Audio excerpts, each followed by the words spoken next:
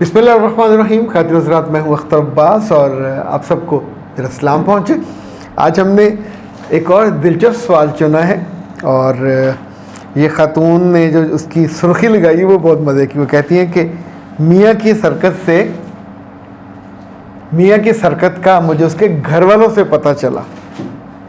अच्छा, हरकत ऐसा लफ्ज़ है जो ज़्यादा मनफी मानों में ही हमारे यहाँ इस्तेमाल होता है। वो कहते हैं मैं परेशानी से निकल नहीं पा रही, मेरी अज़दवाजी ज़िंदगी की ये सबसे बड़ी परेशानी है। Oh my God. मेरे मियाँ 14 माह के बाद बैरून मुल्क से पाकिस्तान आए हैं। 1 माह रहे और उन्होंने मुझसे ना बताया ना जिक्र किया। अपने भाई को हुंडा 125 लेके दिया, अपनी माँ का पासपोर्ट बनवा के दिया और मुझसे जिक्र भी नहीं किया। मैंने कौन सा मना करना था? मुझे ये बातें उनके घर वालों से पता चली। अब उनका टीप का बंद है। वो कहती हैं मेरा भरोसा तोड़ दिया। क्या मैं गलत हूँ? अब मैं डिप्रेशन में हूँ, हर रोज़ रोती हूँ, कुड़ती हूँ। वैसे किस बात पे? मोटरसाइकिल की चाबी ना होने पे, मोटरसाइकिल पे ना बैठने पे, या उनकी अम्मा के पासपोर्ट पे।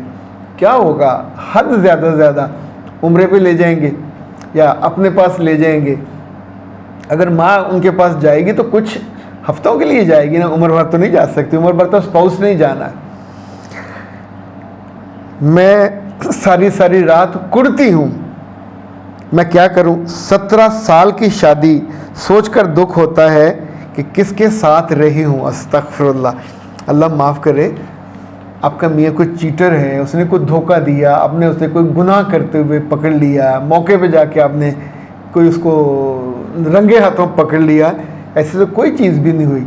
अच्छा, जिस चीज़ को आप कह रहे हो, हर वो लड़की कान खोल के सुन ले, भरोसा जिस बतख का नाम आपने रखा हुआ है ये वो नहीं है। ये आपकी बेजा तवक्कुआत का एक होले होले करते करते आपने 17 साल में इतना बड़ा पहाड़, वो आपको अपने इख्तियार में, इक़्तिदार में क्यों दखल देने देगा? ये अपने फ़ैसलों में। यानी मर्द जब घर से बाहर होता है, किससे लेन देन करता है, किसको देता है, किससे पैसे लेता है, ये तो बीवी को नहीं इल्म होता, होना भी नहीं चाहिए। अच्छा, अब अपने घर में आप उसकी ज़िंदगी में 17 साल से हो, माशाल्लाह बहुत अच्छा है। इस 17 साल में मेरे बच्चे, आपको उसने तकलीफ़ नहीं पहुंचाई, आपके बच्चों को ठीक पाल रहा है, आपको ठीक पाल रहा है। आपने ये कोई जिक्र नहीं किया कि लड़ाइयाँ मार कुटाइयाँ। वो आता है तो आपको सर आँखों पे बिठाता है। लेकिन उसका भाई 30 साल से उसका भाई है और उसकी माँ भी 30 साल से उसकी वालदा है। ये रिश्ते ज़्यादा पुराने। इसी तौर पे याद रखिए, कल जब आपके बच्चे बड़े होंगे तो ये बच्चों का रिश्ता माँ से भी ज़्यादा पक्का, पुख्ता और डिमांडिंग होता। बाप उसको भी फरमाइशें पूरी। क्या कभी लड़ा करोगे कि मेरी बेटी को मुझसे पूछे बिना ये क्यों दे दिया और बेटे को मुझसे पूछे बिना?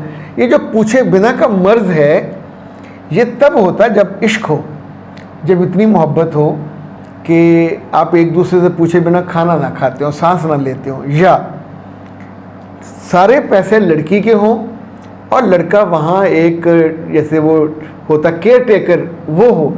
फिर आप कह सकते हैं कि मेरे बाप के पैसे थे, मेरी माँ के पैसे थे, मेरे भाई के पैसे थे, ये तो केयर टेकर था, इसे तनख्वाह मिलती थी, तो इसने हमसे पूछे बिना उसको मोटरसाइकिल क्यों ले दिया? अच्छा, 3-4 लाख का था मोटरसाइकिल, इतने पैसे तो रूटीन में आप खा जाते हो। लेकिन आप सोचिए कि इस माइंड सेट के साथ हमारे हर तीसरे चौथे घर में लड़कियां अपनी खुशी को अपने हाथों से आग लगा के तीली लगाती हैं, फिर बैठ के हाथ सेकती हैं, फिर कहती हैं आंसू आते हैं, फिर कहती हैं हम कुड़ती हैं, सुड़ती हैं। मेरे बच्चे, जिस मियाँ के साथ जी रहे हो, जो ख़र्चा वो आपको देता है, आने वाले बरसों में यकीन मानिएगा आपका एक मुश्किल ख़र्चा बढ़ने वाला है। वो है आपकी डिप्रेशन, और वो आपकी फ्रस्ट्रेशन, और वो आपकी एंग्जाइटी। आप जिस डॉक्टर के पास भी जाओगे, किसी माई के लाल के पास इस मर्ज़ का इलाज नहीं है, किसी साइकोलॉजिस्ट के पास, किसी साइकेट्रिस्ट के पास। फिर वो आपको नींद की गोलियां देंगे और आप नींद बेहोश होके नहीं कभी इधर गिरोगे कभी इधर गिरोगे, फिर आपके बच्चे भी आपसे दूर होंगे।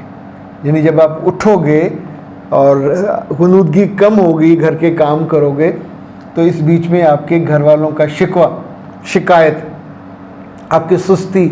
अच्छा, आपका तंदुरुस्त होना सबको अच्छा लगता है, आपका बीमार होना किसको अच्छा लगेगा? सगे मियाँ को बीमार बीवी अच्छी नहीं लगती, सगे बच्चों को अच्छी नहीं लगती माँ। यानी एक वक्त होता है जब बच्चे वेले होते हैं तो आपको वो दुआएंगे, खाना भी देंगे, फिर वो पढ़ के अपनी नौकरियों पे जाएंगे, अपने अपने घरों में जाएंगे। तो ऐसे में आप खुद तरसी का एक और हमला आप पे होगा।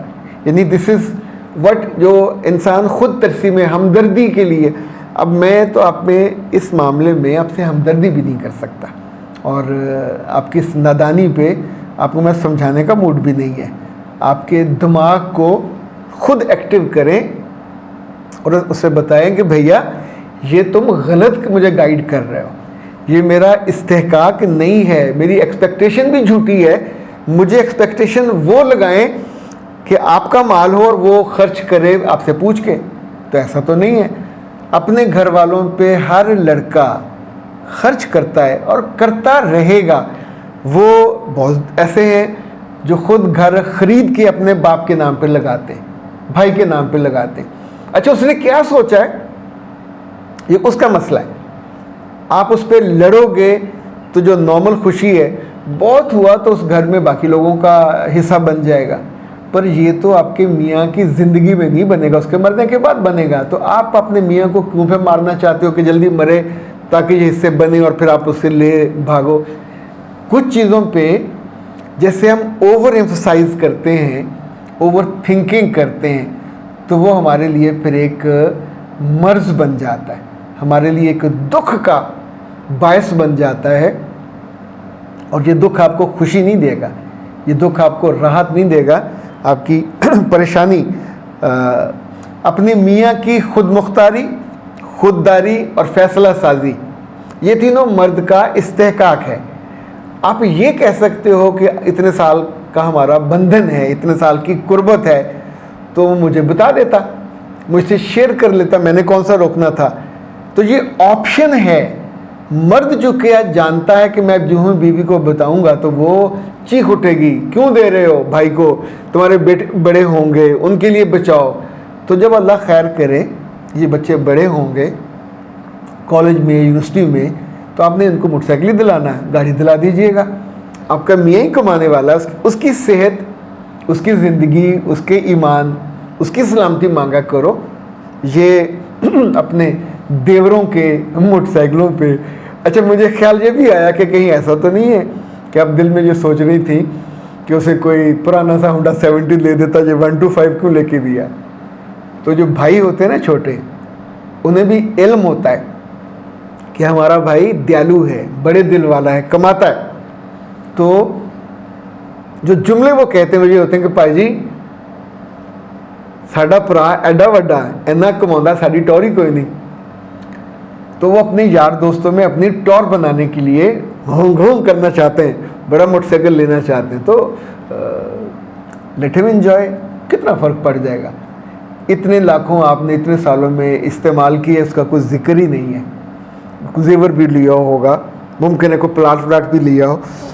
आपकी ज़िंदगी में जो बच्चे और आप सुकून में थे, तो उस सुकून को अब आप आग मत लगाइए, ना कीजिए, ये नादानी ना कीजिएगा।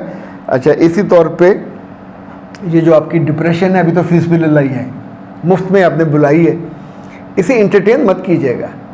हाय, यानी ये करके आप उसे पालोगे पोसोगे तो ये नामराद जो डिप्रेशन है, स्ट्रेस है, एंग्जाइटी है, ये सब बड़ी होती जाएंगी, अपनी औकात से बड़ी। और ख़वातीन जो बीमार होती हैं तो उनकी वापसी बहुत मुश्किल होती है।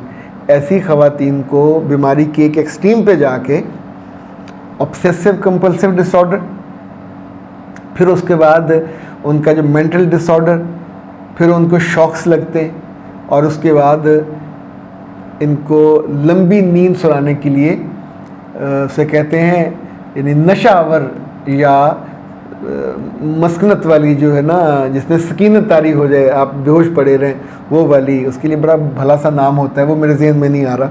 वो फिर गोलियां दी जाती हैं, लेकिन होती है नशावरी है, आपको सुला देती हैं। आखिरी बात है कि अपनी एक्सपेक्टेशन का जो अपने प्लाट आपका अपना है उसकी हद में रहिए, उसकी हद से बाहर निकलोगे आगे दूसरे का प्लाट है, और जो हद बंदी है उसके अंदर रहिए। वो उसकी रेड लाइट है कुछ आपकी, तो अपनी लिमिट से उसके अंदर रहिए, उसकी हदूद में जाके उसके बिहाफ पे फैसले करने की कोशिश, जिसको कहते हैं ना कोशिश, वो मत कीजिए। आपके मियाँ ने आपका भरोसा नहीं तोड़ा, आपके मियाँ ने आपको चीट नहीं किया, आपके मियाँ ने आपके साथ कुछ नहीं किया, ये मामूल का, अच्छा उसे पता भी नहीं होगा कि आपके दिल में क्या गुजर रही है, और आप मुसलसल तवे पे बैठे हुए हो। तवे पे बैठे बैठे आपके पाँव जल जाएंगे, यहाँ आपका दिमाग तक वो जैसे खोलता नहीं है, वो वाला हाल हो जाएगा। तो नुकसान किसका है? टोटल कुल्लुहुम। अच्छा ये बात आप अपनी माँ को बताओ, अपने बाप को, अपने भाइयों को, पूरी पर्या पंचायत को, तो सब आपको अहमक कहेंगे, कम अकल, कम फहम कहेंगे। अकल, हाँ मुमकिन है आपके घर वालों में से कोई बेवकूफ़ आपको हलाशरी दे, नहीं तुम्हारे मियाँ ने गलत कैसे किया। उसका घर, उसकी आमदनी, उसके अजीज़, उसका चॉइस, उसने कर दिया, बिस्मिल्लाह, let him do, no can stop him. वो जहाज़ पे आता हुआ बिज़नेस क्लास में आए या इकॉनमी में, उसका चॉइस है। रिक्शे पे आए या टैक्सी पे आए, उसका चॉइस है। कौन सा खाना खाए कौन सा नहीं खाए, उसका चॉइस है। आपके लिए वो लेके आता है, खाली हाथ तो नहीं आता। तो दरगुजर फरमाइए और दिल बड़ा कीजिए, ज़र्फ़ बड़ा कीजिए, वरना फिर आप बेटे बच्चे बहुत तंग होंगे और ये दिक्कत आपको तादेर तंग रखेगी। अख्तर अब्बास को दीजिए इजाज़त। अस्सलाम।